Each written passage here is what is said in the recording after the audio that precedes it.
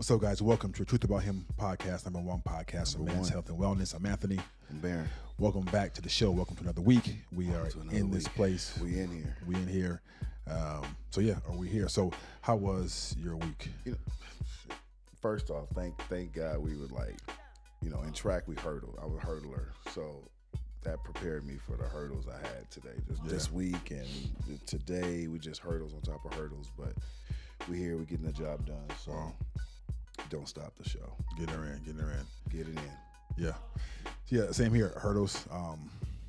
Me is we talk about health and wellness and mental health. Over the last, I'm gonna say 3 months, I had this chronic cough that I've been dealing with, right? And it's just been, I thought it was allergies, took allergy pills, Right. that didn't work, and I'm like, why am I have this cough? So today I'm on to the doctor to get it checked out. We have to live it, right? We have to live what we talk about. So that's today. But other than that, week's been good. No complaints. Just moving forward, progressing, making sure that things happen. Right. So today we are talking about I'm thinking something different, but it's in line with our core four. It's definitely in line with the core force, or that family aspect of it all. So we're gonna talk about fatherhood and how to be a good father even when you don't feel when you don't feel good. When you don't feel good. Or you don't feel you feel a certain way, but your kids still need to be Right. They still need their father. So we're gonna go in and unpack that today and see our thoughts on that. That's a very for me a very interesting topic because I'm a father. Really, I didn't know that. Times a few. Okay. Right? Yeah. Right. We So, won't yeah. go there. Oh yeah, we go. Got a few of them things. Father 9. Father Right? 9. One more. Make it a nice number. Round number. Well, with my stepdaughter is 10. I fathered 9 kids, and it's been a very, very exciting journey for me, right? Because when people look at me and they say, "Wow, you have 9, 10 kids. How do you do that?" Right. And I look at them, I'm like, "Well, you have 1 or 2. How do you do that?" Because I'm used to that now. I'm Okay. used to having that big feel on me, so I can't see myself with anything less than what I have. And of course, you get used to grow accustomed to your lifestyle. Right. But for me, like yesterday, we had a track meet, right? And I was picking up my daughter and my son, and then I was bringing them back and take them back, to my ex house, right? So I was talking to somebody about that. I said, "Wow, it's a lot." I'm like, to me, it's not a lot. I'm used to that, right? So to me, picking up and dropping them off, it's just part of what I've become accustomed to. It's perspective too. Like Right. if I've never walked like anybody, if I had 9 kids, and I probably would feel the same way. Yeah. Like it's our lifestyle, it's what we're accustomed to. Right. But if for somebody that's not in those shoes, or have 1 or 3 or 4, I'm sure they're gonna look at 9 is a lot. But to you, it's your normal. It's my so normal, again, it's like It's my everything life. that we talk about. Yeah, it's your life, and it's all about perspectives, and that's the part we talk about. Like, you really can't, like you said, you can't really walk in somebody else's shoes. You can't tell someone how to maneuver if you never walked in their shoes. Right. So that's crucial. That but yeah, 9 kids is amazing, bro. But It's amazing, but it's something that that I'm really proud of because I'm a very involved father, right? I'm very, very involved. Even to my oldest one, who's 30, married with a daughter, 2 grandkids. I'm very, very involved. But there are some days that I don't feel good, right? There are some days when being a father is challenging, right? There are some days I'm like, you know what? How am I going to get through it? But I still have to do it, right? You still have to walk through it and make sure that you are being the best version of yourself that you can on that day, because who's always looking at you? It's your kids. Kids are always looking. Right. Yep. So let me ask you this. Have you ever been in a position where, today I don't want to be a father? It's honestly, I've never had a day where I've thought like that. Okay. I don't want to be a father. Now, to answer that question, give you more in depth on that question. There's never been a day where I felt like I didn't want to be a father. However, well, the reason why I thought that was because the number one thing I say is they never asked to be here. Right. They never asked to be here, and they are God's gift, right, to us. So I look at that as like me saying I never. Now, could I feel like I, want to do more? Mm-hmm. Yes. Do I wish I did more? But that's just me always critiquing me. So yeah, there's never been a day. I love it. I love being a father. I love having my kids with me. I love even they're like adults, but still, I love that aspect of family. I love that, they're a product of me. Right. They are, so there's never been a day. There's never been a day I was like, I don't want to be a father. I just never crossed my mind. Yeah, never. And I'm saying the same thing because to me, there's never been a day I'm like, you know what, I'm done being a dad. I'm tired of being a dad because to me, it's like I love it. Right? To me, it completes part of who I am. Mm-hmm. It completes part of my identity. Right? It shows me what I created. Right? It shows me an extension of me. Because I look at my kids, all of them, and I'm like, man, I am blessed. Yep. I am blessed, one, that they're here, mm-hmm. two, that they're healthy, three, that they're being successful, and four, they've never got into any trouble, right? Besides little school stuff here and there, but, major trouble, like in trouble with the law or in drugs or all that. And I know that not many people are as fortunate as you and I are, right? Definitely a blessing. It's definitely a blessing, and we pray for them. But I'm like, man, it's like, what did I do so great to produce these kids, and what did God see in me so great that He allowed me to be in their life? He allowed me to be their father, exactly. Because my background is a fatherless black background, right? My pops wasn't there, mm-hmm. right? So that scared me in a sense, because when my first son was born, I was holding him and I was petrified, bro. I was petrified because I'm like, I have no idea what to do with this little young life. Right. I have no clue. Right. I may fuck this up. Right. And I may have a few times, right? Mess it up a few times, but he's here. He's thriving. He's an educator. He finished school. He's doing so much. Yep.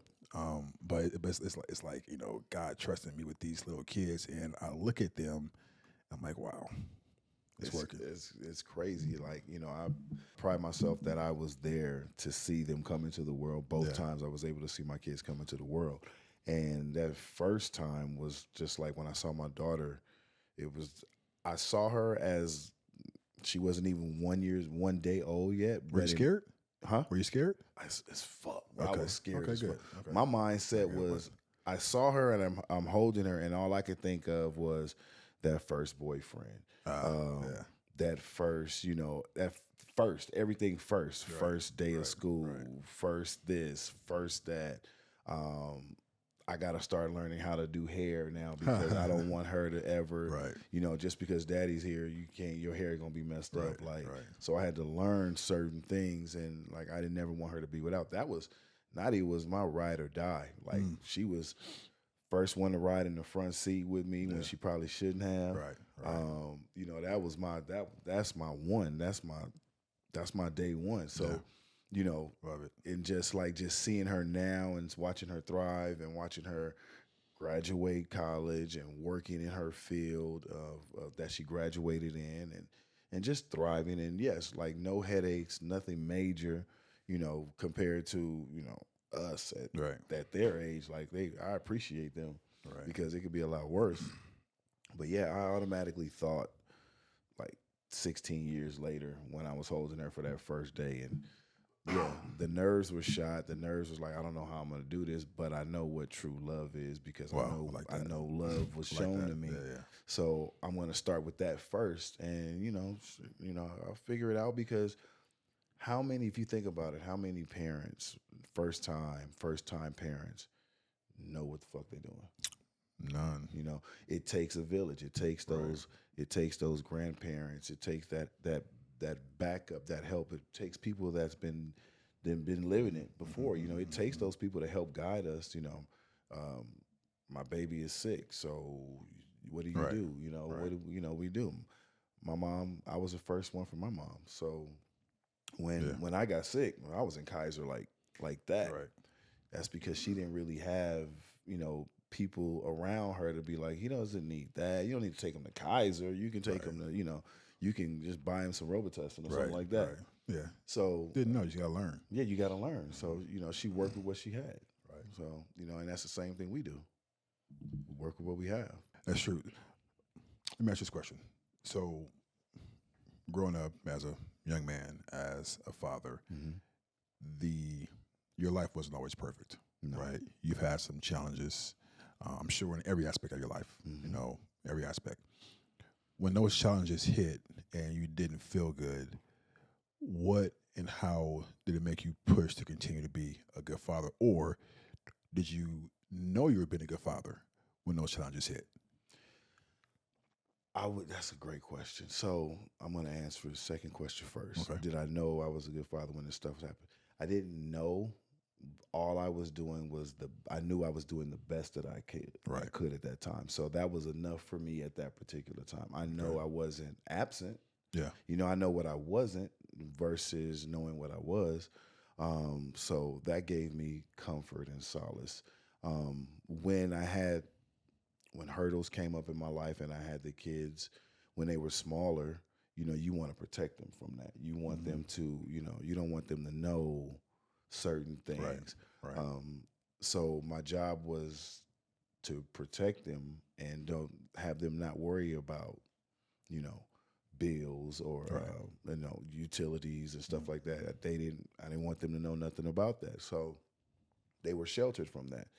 Now, as they got older, and reality and life start to hit them, one of the most proudful things that I can say was when I was hurting and when I was going through stuff, I sat down and I shared it with them. Oh, okay. Really? Okay. Yeah. I shared my vulnerabilities with them. Like, they've seen me break down. They've seen me cry. Yeah. They've seen me, explain why I'm feeling this way. Yeah. And I didn't do that necessarily for me. I did it for them. Yeah. So they could see that, their vulnerability in their father and know that, shit happens. Yeah. But together, we get through anything. I like that, yeah. So that's what, I pride myself on, trying to be vulnerable for them, in front of them, so they can see that life isn't always perfect. Life isn't always, better green. roses. You don't have it all together all the time. Right. So you can't hold that shit in. Yeah. So that's one thing that I can say that I did that was a benefit for. It was a benefit for me to show them that that aspect of me. I agree with that, and like listening to you speak really is a kind of mirror of my life as well too, right? Because you don't know at the time if what you're doing is good or not good. You're just doing the best that you can, and you really work with what you have. Right. Yep. I remember going through my divorce and having that big life change hit, right? And especially, on the financial end, emotional end too. Yeah, that was huge for all of us. So I had to sit my kids down and say, hey, I know that, you've been used to accustomed to a certain lifestyle over these past, X amount of years. But right now, that is rebuilding, right? Right now, there's some things that I got to figure out. So financially, I'm going to have to cut back a lot on what I'm doing, because I need to rebuild. And that was scary for me, right? And it was scary for me because prior to that, my kids pretty much got what they wanted, right? And that's part of me thinks it's okay to spoil children, because spoil people, because people want what they want, right? And you want to give them that. But then the second part of me is like, okay, if they become accustomed to this, I made my value be based upon what I can give them. My value was me spending money on them, me buying them things, right? And that was your thought process? My thought process, right? Okay. That they value me because, yes, I know they love me. I know that. They value me because I'm able to buy them things, right? And it was basic stuff, nothing extravagant, right? But I made a story in my mind, like, you know what? This is where my value is, right? I can't say no. So when I sat them down and told them, I was scared because I thought that they wouldn't want to be around me anymore. Because it devalued you. I thought it devalued me, right? But that was my own thinking, right? First thing I said was like, Dad, it's okay. Right. No worries, right? You know, and they didn't say it, but I can tell that, you know, it was about me. It was about me and being there and being their dad and just to be, you know, like you know, in their presence, right? So that was just really my own fear of, because I think what I did was that I placed that value on myself. Yeah, it was nothing that nobody else exactly, did. Yeah. Exactly. Yep. I say, you know what? In order for me to be valuable to my children, I have to be, because I believe I had the wrong definition of what a provider was. Providing is much more than just money. Right. Right. You provide counsel, you provide protection, you provide guidance. So, you know, plus money, right? But I always had, you know, it was money. And honestly, like during my marriage, I didn't really prosper financially. I had a few good years, right? But there was nothing like, oh my God, this is just like it. It wasn't until after I started to really see some success or really like, okay, you know what? I see that. I'm going after that. And that's where I am. So I know that, you know, that period taught me that my value is not based on what I can provide financially for my kids. You know, they love me regardless. Right. Let me ask you this, because I think about this all the time with my own kids. You said spoil them. Do you think there's a difference between spoiling your kids and having your kids live a little bit better than you? You know, when you were growing up, when you were their age, do you think that's the same thing as spoiling your kids? Ask me again. Do you think spoiling your kids is the same as wanting, like when you were providing for your kids, you don't want them to lack, or you don't want them to want to be in the same. You want them to live better than you. So providing that lifestyle of living better, does that equate to spoiling your kids? I would say yes, because, you know, my definition of spoiling is, I guess, different from the common definition of spoiling. Okay. My definition, I think, is just that, is that you want your kids to have and live better than you. You know, any loving parent, in my opinion, would want their kid to do better than what they did, right? True. So my mom gave me, like, almost everything as a kid, right? Because, you know, I was into sports and, you know, didn't do great in school. You know, I had the clothes, the shoes. So I think part of that, you know, transitioned into my adulthood. But then again, wanting your kids to do better, be better, think better, love better, and move better than you move while you were here. So in my definition, that's spoiling, because I look at it as this: we only have one life. True. Right? And we're not here to be reckless, but we're here to experience abundance, right? And I think we talked about this in one of our podcasts, is the expectation, right? The more you expose to, the more you expect, the more you respect, the more you're exposed to. So it's a vicious circle. It's a circle, right? So I believe that if you're exposed to, you know, nice things, if you're exposed to nice people, if you give yourself and your kids abundance, then that will become their mindset, right? But does that breed entitlement to the kid? It could, definitely could. But I think that falls back on you as a parent, on how you lead them, how you instruct them, and how you say, hey, this is what I'm giving you, but here's why, right? There has to be a lesson in communication behind everything.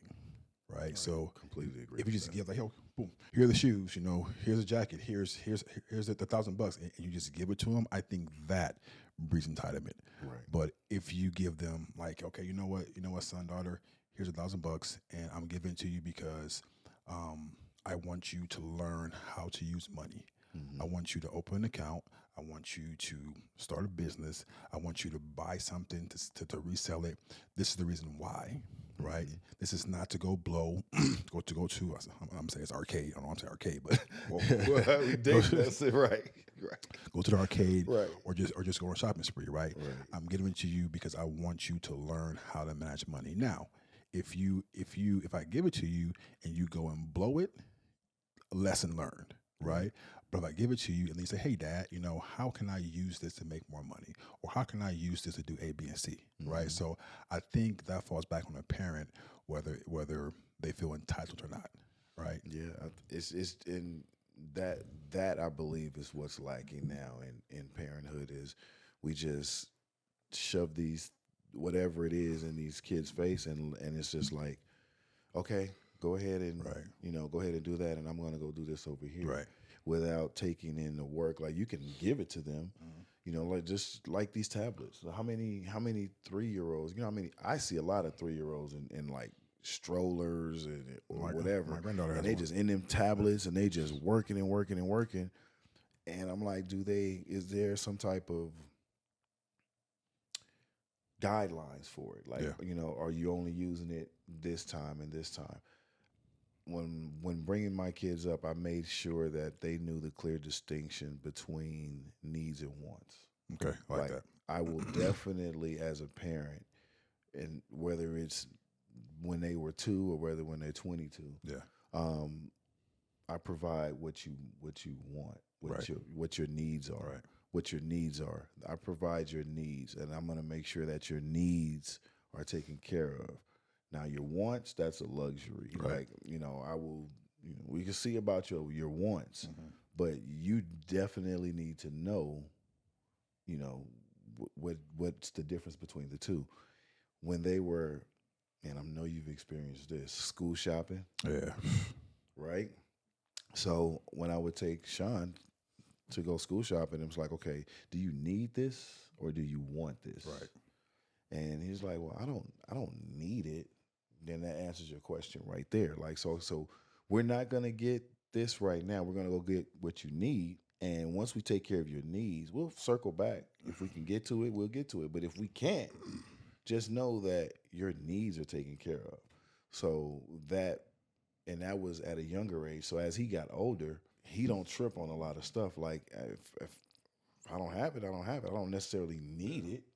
It's just something I want. So that is something that I've instilled in both my kids now. They're both, I believe they have entitlement issues. Right. I believe that.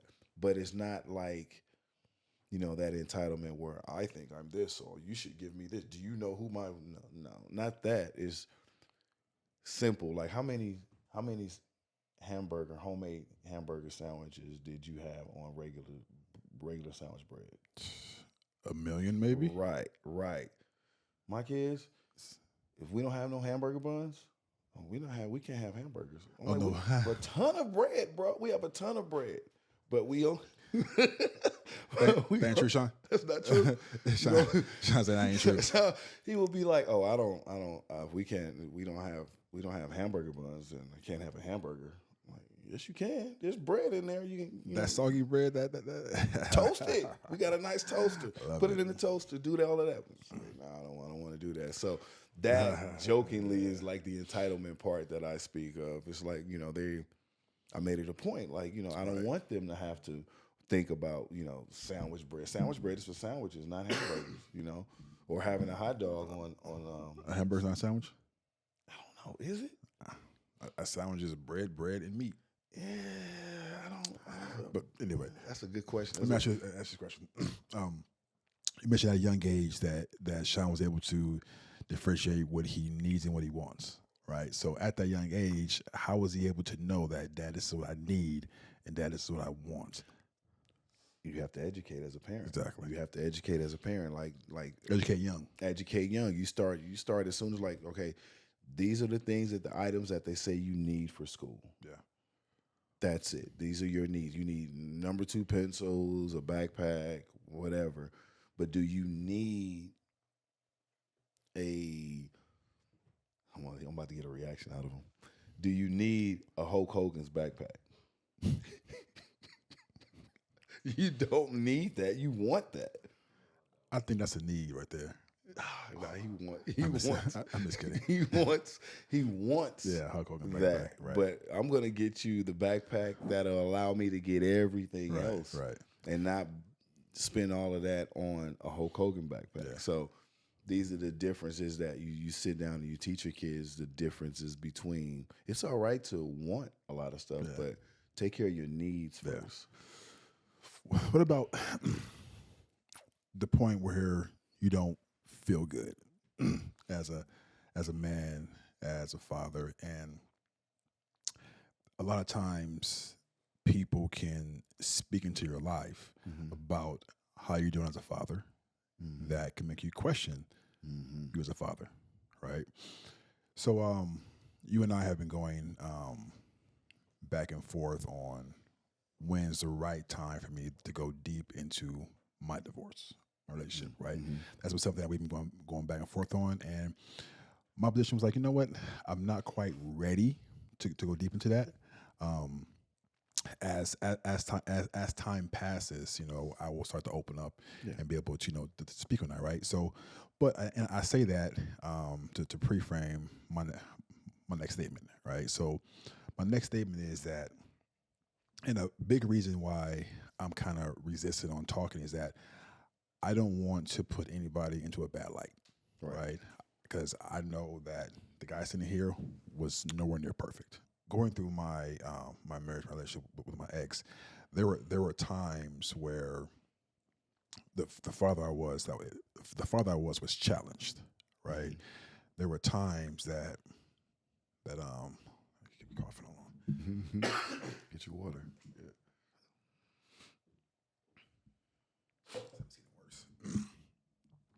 Maybe God said, don't talk about this right now. Don't. Just shut up. Anyway, but there were times where me as a father was challenged, right? There was no supporting areas that I felt that I should be supported in, right? So it made me challenged that, hey, you know what? Is what I'm doing right? Is what she's saying right? For example, there were instances where I would be told that my daughters would find men that would not respect them, that would not love them, that would not care for them, that would not be a man for them because I wasn't the man for their mom, right? So your daughter's going to find men just like you, and your son's going to grow up to be just like you, right? This is what was said to me. So of course, you know, coming from my partner, I'm like, you know what? Like fuck, you know, it's true. Right. Then over the years, I found that it wasn't. But in the beginning, you take it at face value, right? So, and then, you know, I'm praying about it. I'm like, and God's like, just like Anthony, look at what it is, right? I know you hear things, but I want you to look and see what's actually going on. Use those eyes I gave you, right? So I look, and then my daughters have amazing boyfriends. You know, they love them, they care for them. You know, they're always, you know, like they're lovey-dovey, right? So I had to look at exactly what was being done versus what was being said. So then God spoke to me again. He said, Anthony. He uses my name a lot too. He says Anthony, right? He says that anything negative that you hear does not come from me. Right. Yeah. Anything, I only speak life and positivity. Even though you're not always right in everything, I only speak life. So if anything you hear that's negative against you, that's from the enemy, right? So I had to learn that, and I had to really, really kind of like filter out the words, and know that I have to look at things for what they are, not what people say, because people will say anything to try and get to you, challenge you, destroy you and your character. It will happen. But you have to look at the world and look at the circumstances for what they are. Exactly. But you know, that's a natural feeling and reaction. That's someone, you know, if they're close to you, that you have, you know, you bringing them in. their opinions and what they say matter. Definitely. You know, so or at least you want it to or matter. at least you want it to matter. And then even if the shoe was on the other foot, what you say to someone close to you has value. Right. So you have to be careful on what you say because that person deems everything that you say as valuable to them. Right. And they're going to question themselves regardless if, 1,000% know they're doing the best that they can. They're doing the best that they can. Right. Their kids are not. But this person is, I'm hearing this negative, Yeah. this thing that's questioning. And you get questioned enough, you start to question yourself. Yeah. So is a natural reaction that you had. Now, an unnatural reaction that you have that probably some people do. That's the only way you get through it is if you got a higher power. Right. You got to pray on that. You have to ask God and say, like, look, this is the things that are being fed into my spirit. Right. I need you to help and guide me moving further because I'm dealing with these things that are going on. Yeah. If a person doesn't do that, then they fall into that pitfall of, am I doing enough? Am I a good father? I'm not a good father. Yeah. And then that goes into this rabbit hole of negativity. And now you're so far in the rabbit hole, it's hard to come out of that. I think you have to. Well, I think you have to learn that because in the beginning, I didn't go to the higher power. In the beginning, I got upset. I got frustrated. I got angry. I wanted my lick back. Right. That was in the beginning. So that's why I say that my imperfection showed up because I was all about proving to her that I wasn't the man she thought I was. And for me, looking back, that's a no-no. Right. You don't have to prove who you are to nobody. Someone's either going to take you for who you are, take you for your imperfection, or they can move the fuck on. Right. Absolutely. And I say that with so much sincerity and passion because that's how I feel now. Because I dealt with so much of that, me trying to prove myself to, should I say this? I tried to prove myself to what I know now as an unworthy and ungrateful person that I would never put myself back there again. Right. But also I had to say is that even though those things were said and I felt like, damn, so I questioned myself, it didn't stop me from being a father. No. It didn't stop me from still pursuing my kids and make sure that they're okay. Because honestly, when that stuff was said to me, I created so much insecurity and conflict in my mind. I went to ask my kids, do you think this is me? Do you think I'm a bad father? Do you think I'm a bad husband? Mm-hmm. Looking back now, I shouldn't have, right? Okay. Or maybe I should have. I don't know. But I don't think there's nothing wrong with that. But not what I asked. It was the mindset I asked out of. I asked out of insecurity. Okay. Right? That's what I asked because I needed reassurance from them. Mm-hmm. I'm not getting it here, so let me get reassurance from outside sources instead of knowing that, hey, Anthony, what you're doing is good. Mm-hmm. Right.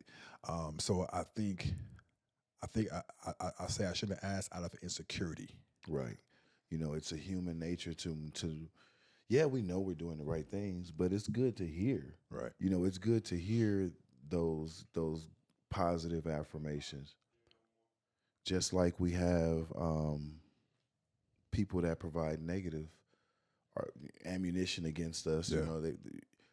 we need the positives too, because Right. you have to have if somebody was just, you ain't shit, you ain't shit, you ain't shit, you ain't shit, you ain't shit, you ain't shit. No matter how much you believe that you ain't, that you are, you still are going to believe certain parts in the back of your head because, there has to be some truth to that because I am, this person keeps saying it. Right. But we just talked about this last week. Like, you can't put your own insecurities on someone else. It's always good to ask, who is saying it? Right. Why are they saying it? And does this person's opinion truly matter to me? And if it does matter to me, why? Yeah, it definitely mattered because it was my wife. Right, exactly. Right? Yeah, definitely mattered. But sometimes we gotta sit back and be like, we look in the mirror like, I chose this. Why did I choose this? Did I choose this out of, whatever the reasons are? That's an honesty part. You got to really sit and reflect with yourself and say, why did I choose this person to be in my life? To be, if this negativity is going to be coming in here all the time and it's so negative, I chose this. Why? Yeah. Why did that person change? Did I ignore the red flags? Right. You know, did I, these are things that you have to ask yourself before you go, outward. So, but you did the work, bro. You did the work. Yeah, and that's the thing. It's like I did the work, and doing the work opens your eyes, but then I realized that doing the work never stops. It never stops, and that was a challenge for me, because I thought that the residuals of my relationship was pretty much gone. Mm-hmm. I'm a man. I got this. I'm gonna deal with it, right? But that shit is like, you ever had a Manhattan, a drink? Mm-hmm. So I didn't know that a Manhattan's a sipper, right? I didn't know that. So I'm like, I'm popping it, right? I don't see how you can do that. I'm popping it. So, and for the first 45 minutes, I was cool. That shit crept up on me. I was like on my back.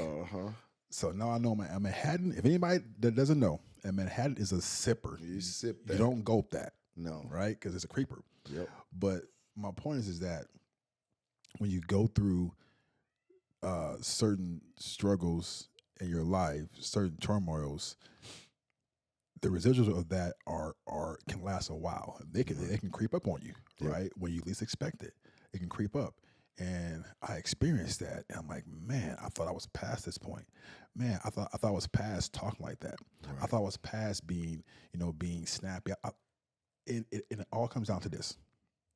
It all comes down to when I was going through what I went through. My everyday actions was defense mode. I have to defend myself because something's coming, something's being said, something's going to happen. I don't know what, but I got to be on point, right? So me coming out of that, I still find myself in defense mode, and it makes me question everything, right? Even being a father. But the cool thing is this, that I can look back. I say, whoa, okay, that was defensive, right? And then I can use different language to help myself through that. And I'm sure that was exhausting to be in defense mode 24/7, like to survival mode, buddy. Yourself. Did it feel normal? Did it feel natural? 100%. And reflecting on that then versus now, is a lot heavier then than it is now. Or do you think what's a lot heavier? That mentality of if walking through life in defense mode as opposed to walking through life the way you are now. Because you're not as defensive. No, I'm not as defensive, but I can see it popping up here and there. Yeah. Right. But you can see it. Yes, I can see it. It's not a normal. I can see it. It's not a normal flat line. You can see it. I can see it, or if I don't, it's pointing out like you know what? Okay, you know what? Yeah, you're right. But it's life right now is a lot lighter, right? Because I didn't know that I was dealing with such heaviness, right? I didn't know. Because that was your normal. It's my normal. Yeah. I mean, I'm walking around with high blood pressure, high cholesterol, kidney issues, all this stuff because I'm being bathed in cortisol, right? I'm being bathed in the stress hormone, and it's killing my body. I tell people all the time is that if I would have stayed in my old life, I'll be dead in 5 years, right? Because that shit was killing me, right? And it goes past the money, right? Because some people, I don't have this gift, but some people can be in that situation and still make money, right? I'm not that gifted, right? I'm not because if I'm like emotional or if I'm upset or whatever, my attention is going to why. I need to fix this. Right. And I can't fix this. I can't make money while I'm fixing this. Some dudes, talented like that. Yeah, they compartmentalize. They leave this shit right there. But the weight that I feel now versus then, different, right? And even I'm able to be more in tune with my kids now too. Yeah. Because all the energy that I spent trying to fix something that should I say can't be fixed? I already said, didn't I? That can't be fixed. It's our podcast, bro. Cook. That can't be fixed to fix it. And now all that energy is like now I can put into them. So now I can put more into, the talking, the loving, the counseling, the sports, and just live without any, what's the word I'm looking for?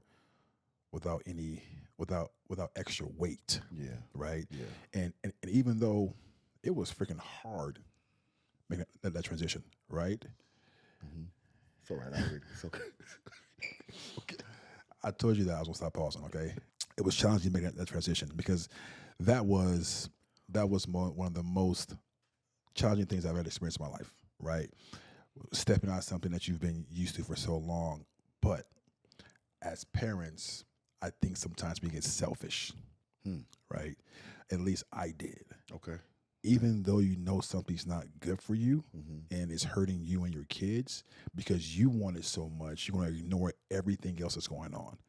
All the collateral damage that's being caused by this, you're going to ignore. And I did that. I want this. I need this. This is what's going to make me happy. But not looking behind me and seeing like what's going on.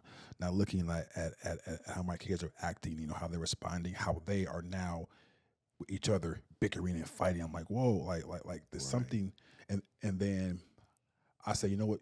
Don't do that. You're not supposed to be bickering and fighting, and you're supposed to love. Do as I say. Right. But then me, this is my favorite to my kids. I'm like, just because she said something, then you got upset and said something back.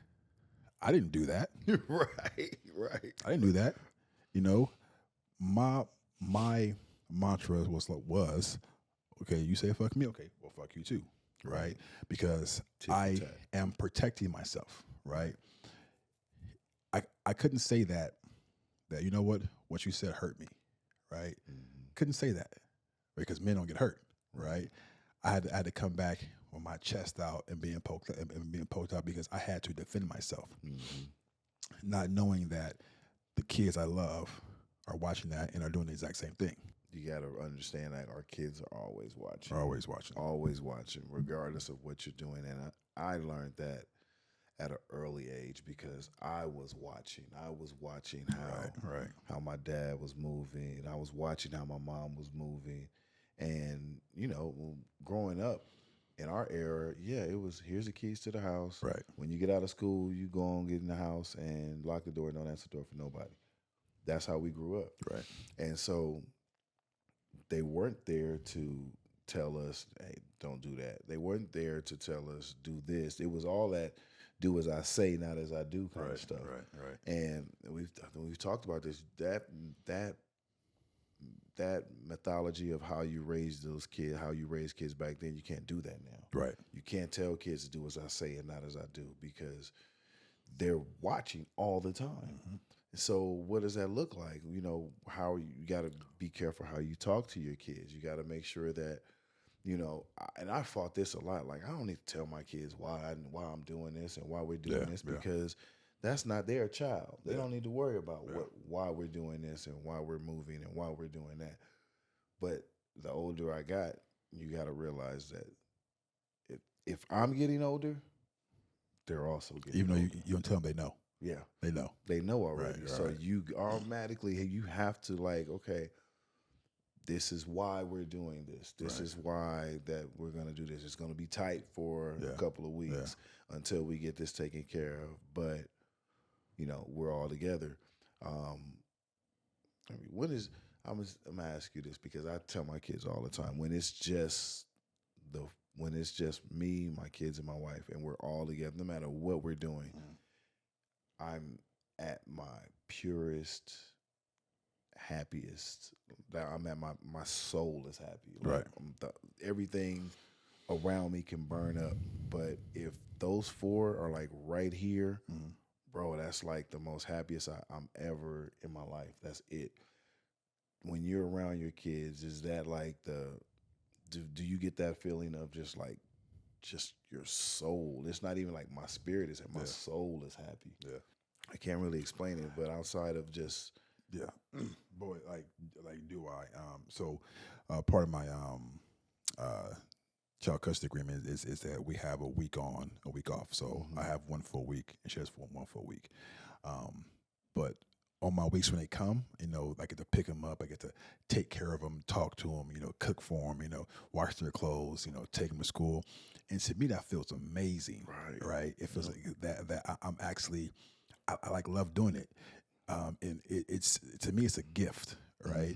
And I was talking to my mom about it, and she was like, "Yeah, you enjoy taking care of your kids." So I'm like, "Yeah, I do," because it's like that's I don't know how to explain, but it just makes me feel great to be able to do that for them.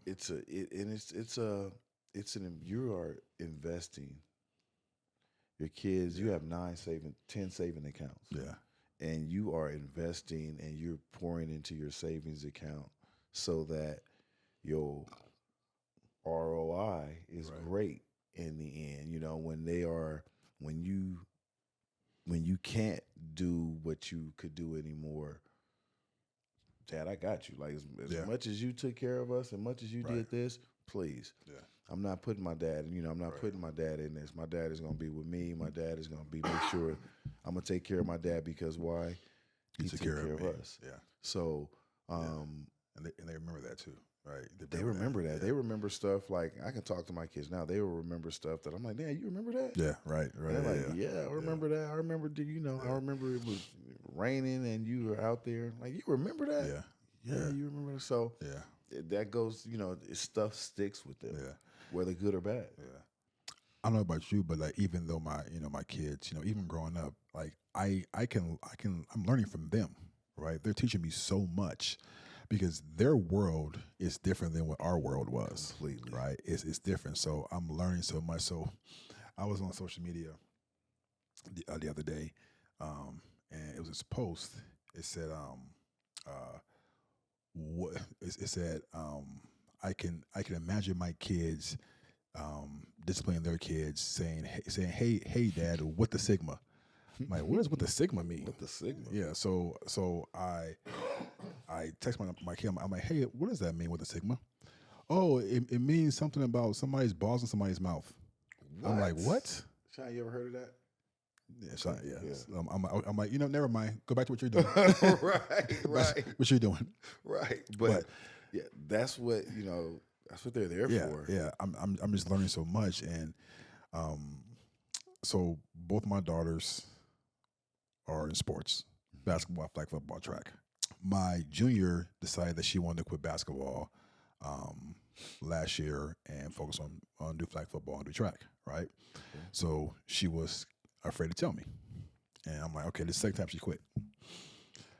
I was scared to tell you. I'm like why?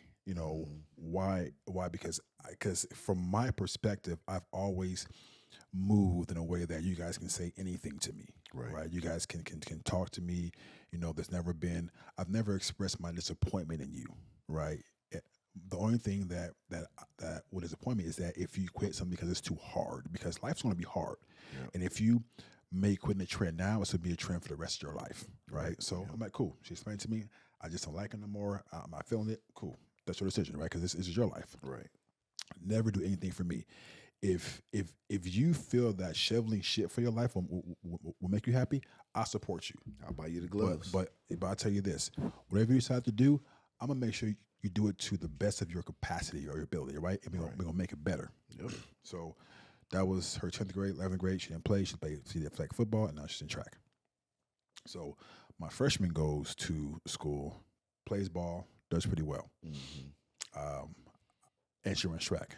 I get a text 2 days ago saying, hey, Dad, I was afraid to tell you this, but I'm just not into basketball anymore, right? And I didn't want to tell you because I thought you'd be disappointed in me. I'm like, where are these kids getting this shit from, right? It's like, because I'm looking, and I asked them, have I ever put you in a position where I yelled or say, you know what, I'm making you do this? Like, no, Dad, you haven't. No. I was just scared. I'm like, okay, so. You know where it come from? Where's it come from? And it's no fault. It's no fault. You're being persecuted for being a good dad. It comes from you showing up, being at every game, cheering. Didn't think about that. Okay, cheering for him, or maybe arguing with the refs, or maybe not yelling, but like saying things of like, you should have stopped them. Why didn't you do this? Why didn't you do? So they look at, that's where it came from. They look at your investment in them. Right. They like, if he's invested in us this much, right? Like, I don't want to. He's gonna be disappointed when I tell him that you can't do that. That's a great point. So you're being ridiculed for being present, right? That's where they get it from. I'll take it, right? I'll take it. Yep. But I told her the same thing. It's like I get it. So are you quitting because it's too hard, and you want to do work to get better, or you just don't like it? Well, I just it's not fun for me anymore. So it's okay if it's not fun for you. I get it, because it's not for me. Right. It's your life. But if you're going to focus on track, it's going to be hard as well, too.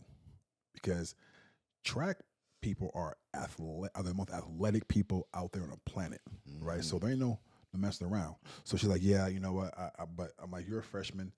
You can always change your mind, right? Yep. But just know, if you're quitting because it's hard, you're setting the tone for the rest of your life, right? You have to. But again, I keep saying, hey, you can talk to me about anything.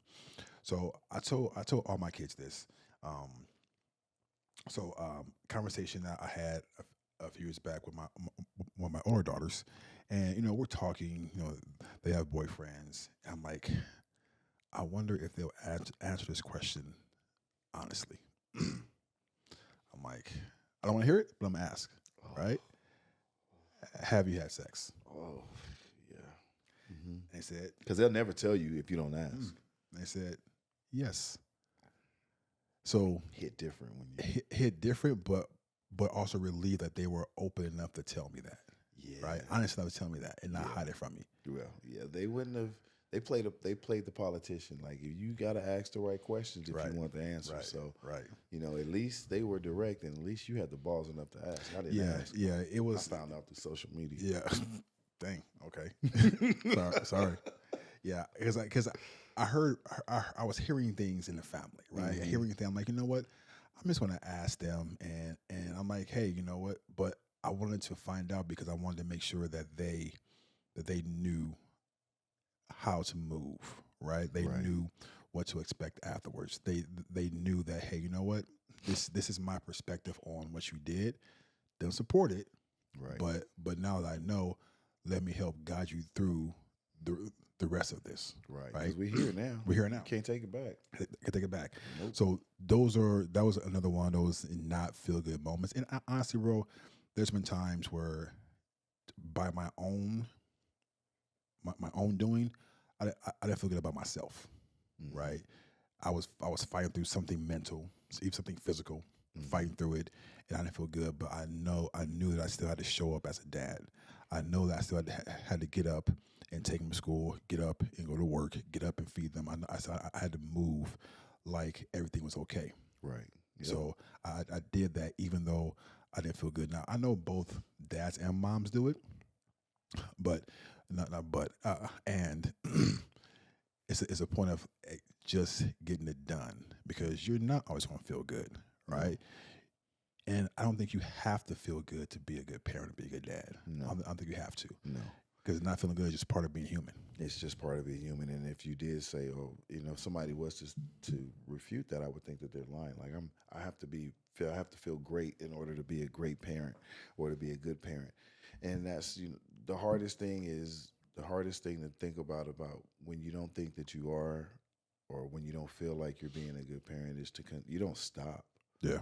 You one foot in front of the other. It might not be a huge step. You might not move as fast as you wanted to move, because you feel some kind of way about your parenting skills, but you're moving forward.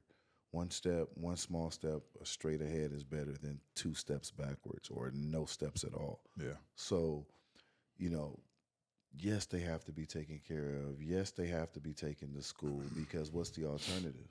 Look at that. What's the alternative if they don't go to school? What kind of person they're going to turn out to be? Ultimately, that falls on the parent. Right. I see a lot of. I put a lot on parents, and I put a lot on fathers. I'll see like when we're in our meetings and then, we see school lets out, the junior high school lets out. Yes. And you see all of these kids walking around. And now junior high is what, 8th grade, 6th to 8th grade? It's called 6th to 8th grade? Yeah, I think it's called middle school now, isn't it? Middle school? Yeah. Well, yeah, it's called middle school. Yeah, but junior high. So middle school is 6th to 8th grade, and I see these 6th to 8th graders dressing like seniors, young adults. Yep. And the first thing I think of is, where your daddy? Where your daddy? You don't have a daddy in the house, or you don't have, your daddy is not even. I don't even look at the mother. I look at the father, because if the father is going to be like, you're not walking out the house like that. Right. Now, whatever you do when you leave out the house, because I've seen girls leave the house and their skirt is down to here, and then when they get to school, the skirt is right up to here. So I've seen it. I know how kids can, act two different ways in and out the house. But you have to be a consistent parent in their life, and I expect a lot out of fathers. I do, because we are the protectors, we are the providers. That's our daughters. That's that's gonna be somebody's significant other in their life, and you're responsible for cultivating who that person's gonna be. Right. So mothers play a vital role. Very important role. But fathers, to me, they are responsible for a lot more. I guess we are like the tone setters, right? Yeah. The tone setters. Because I remember back in the day, like in my household, it can be chaotic, but when I got home, it was peaceful, right? I brought a sense of peace to the house. Right. You're the thermostat. The thermostat. So yeah, we definitely set the tone. We definitely want to make sure that everything is good. Everything is okay, right? That I know that's been my goal. And even now, raising them as a single father, it's like that's still my job, right? Is that I want to make the father. However, doing it now is I think I've always had intention in it, but I'm much more intentional. If that makes sense.